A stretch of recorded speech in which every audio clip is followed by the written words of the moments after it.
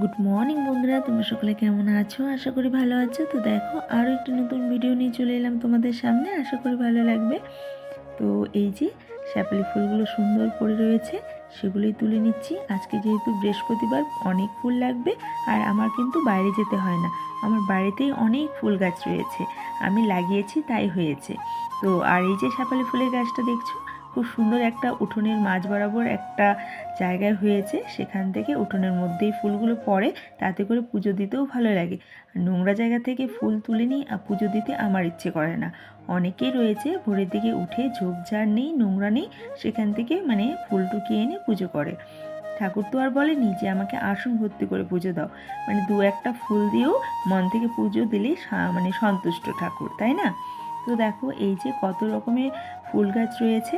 আমি কিন্তু বেশি একটা লাগাইনি, তবু যে কটাই লাগিয়েছি প্রত্যেকটা গাছেই ফুল ধরে। আর এই যে ঘেয়া জবা ফুলের গাছটা দেখছো, এই ফুল গাছে তো তুলনা হয় না, প্রচুর ফুল ধরে, প্রচুর ফুল ধরে। তবে আজকে একটু কম ধরেছে, কিন্তু অনেক ফুল, 30টার উপরেও ফুল ধরে।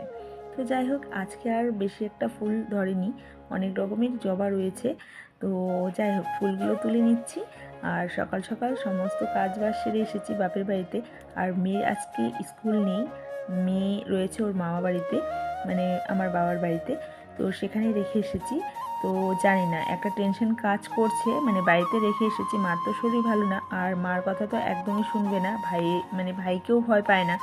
তো রেখে এসেছি, এটাও একটা টেনশন হচ্ছে যে বাইরে তো বের হয়ে গেছে খেলার জন্য, ওকে তো আর আটকে রাখতেই পারবে না।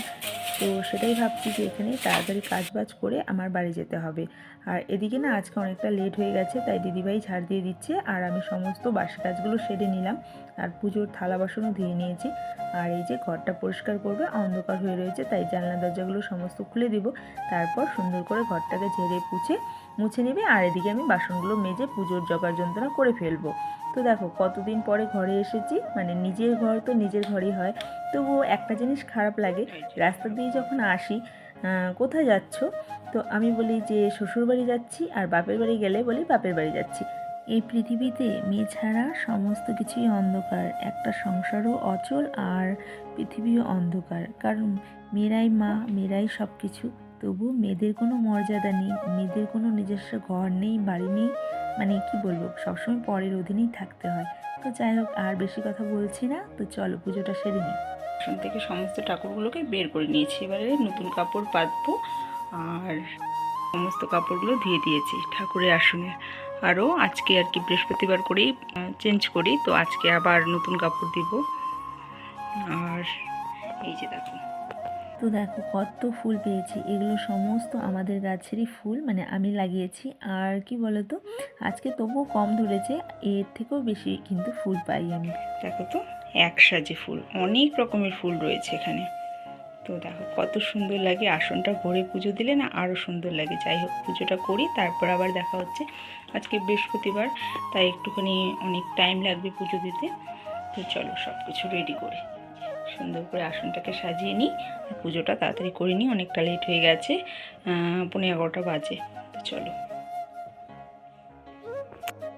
এই যে দেখো, ফাইনালি আমার ঠাকুরকে সুন্দর করে নতুন জামা কাপড়, নতুন আসন পেতে সুন্দর করে ফুল দিয়ে সাজানো হয়ে গেছে। আর এই যে দেখো, এখানে ধূপ ধুনা আর প্রদীপ, আজকে প্রদীপ দিব না, যাই হোক এখানে মোমবাতি, এই যে ঘরটাকে রেডি করে রেখেছি। আর এই যে এখানে প্রসাদ দিয়েছি। তো এটাই হচ্ছে আজকে আমার বৃহস্পতিবারের পূজা। তো বৃহস্পতিবারে পুজো করতে একটু টাইম লাগে। যাই হোক, ঘরটাকে বসিয়ে নিই। তো দেখো, সব কিছু রেডি করে নিয়েছি, এবার ঘরটাকে বসিয়ে পাঁচালি পড়লেই আমার পুজো কমপ্লিট। তো বন্ধুরা পাশে দেখো।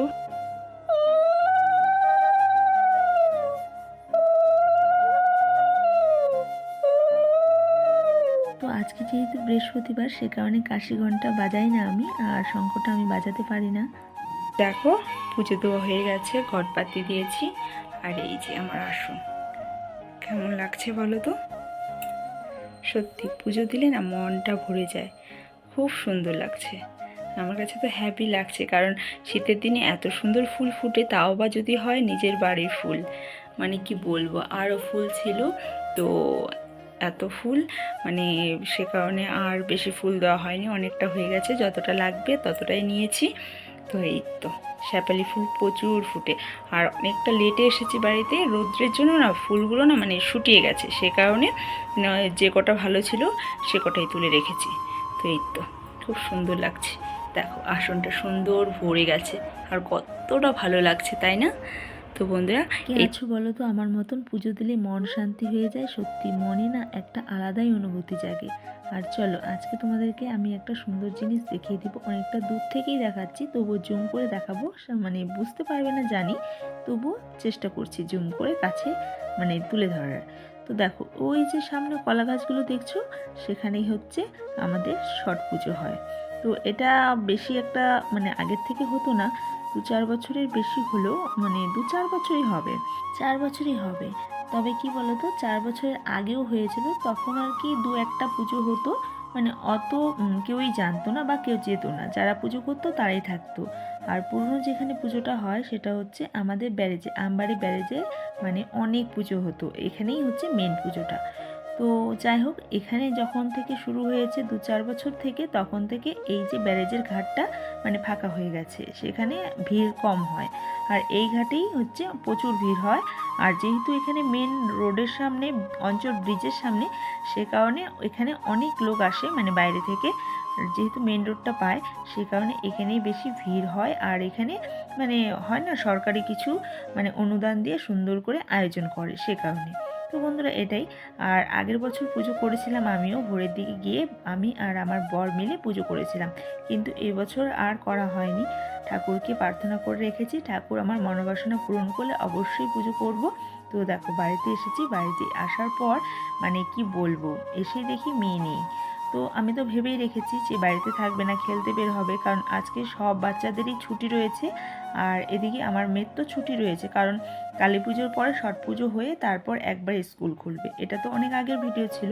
তো চলো দেখি মেয়েকে ডেকে আনি, মানে কথা তো শুনবেই না, তবুও ডেকে আনি। আর দেখো কতটা রৌদ্র, এই রৌদ্রের মধ্যে সমস্ত বাচ্চারা খেলছে।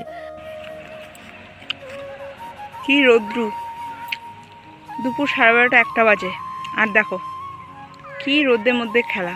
আর এদিকে দেখো কত ধান গাছ, সবাই ধান গাছ পাহারা দিচ্ছে। শীতের দিনে না, এখন তো শীত পড়েছে, ভোরের দিকে খুব সুন্দর লাগে, যদি পারি কোনোদিনও শীতের মানে ভোরের ভিডিওটা তুলে ধরবো তোমাদের সাথে, এতটা ভালো লাগে। আর এই যে দেখো কি রে ডাকি শুনে না, এবারে ধরবো, চলো আগে ওকে নিয়ে এসে স্নান করাই, তারপরে দেখা হচ্ছে। এর অবস্থা কি দেখ, এত খেলছে তাও খেলা হয়নি, কত কান্না। আমাদের লিচু গাছ, এদিকে পিছনটা, বাড়ির পিছনটা দেখেছো কত লিচু, এখানে অনেক লিচু ধরে। আর নারিকেল গাছ, এই যে কত নারিকেল ধরেছে, কিন্তু এই নারিকেলটা আমাদের মানে পৌষ মাসে পাকে। কালকে এসেছিলো ঝোড়ার জন্য, কিন্তু আমি দিইনি, বলেছি যে এখনও অনেক মানে ভালো করে বাড়তে হয়নি, তো পৌষ মাসের দিকে, পৌষ সংক্রান্তির সময় পাড়ালে পিঠে টিঠে খাওয়া যাবে, সে কারণে। এই যে দেখেছো নারকেল গাছ, এগুলো এগুলো সব বাবা লাগিয়েছে। আর এই যে দেখো, চলো এই দেখো কি করেছে, এখানে ভাই মাছ চাষ করবে দেখে বাবা থাকতে তখনই এগুলো করেছিল, আর এগুলো করে একদিনও ইউজও করেনি, কত টাকা নষ্ট, মানে কি বলবো, খালি শখ হয়েছে, করেছে মাছ চাষ করব, তখন কিন্তু খুব মানে ভাইরাল একটা ব্যাপার বুঝছো। বলে না মানুষ যে কোনো একজন কিছু করলে সেটাকেই মানে মানুষ রিপিট করে, তেমনটাই আর কি করেছিল, করার পরে একদিনও ইউজ করা হয়নি, শুধু করে রেখেছে, প্রচুর টাকা খরচা হয়েছে। তারপর এখানে কিন্তু ছাদের মতন করে বাঁশের চাল দেওয়া হয়েছিল, সেগুলোও ভেঙে গেছে, আর ঘেরাটাও ভেঙে গেছে, আর এই যে সমস্ত মেশিনপত্র। তারপর আর কি সব কিছু তো এমনিতেই শেষ হয়ে গেল, বাবা আমাদেরকে ছেড়ে চলে গেল না ফেরার দেশে, আর মন মেজাজও ভালো ছিল না, সব কিছুই শেষ। তারপর সন্ধ্যার দিকে মেয়েকে নিয়ে যাচ্ছিলাম স্টেশনে। তো বন্ধুরা এটাই ছিল আজকের ভিডিওটি ভালো লাগলে লাইক কমেন্ট শেয়ার সাবস্ক্রাইব করে দিও। বন্ধুরা ভালো থেকো, সুস্থ থেকো, tata bye bye, good night.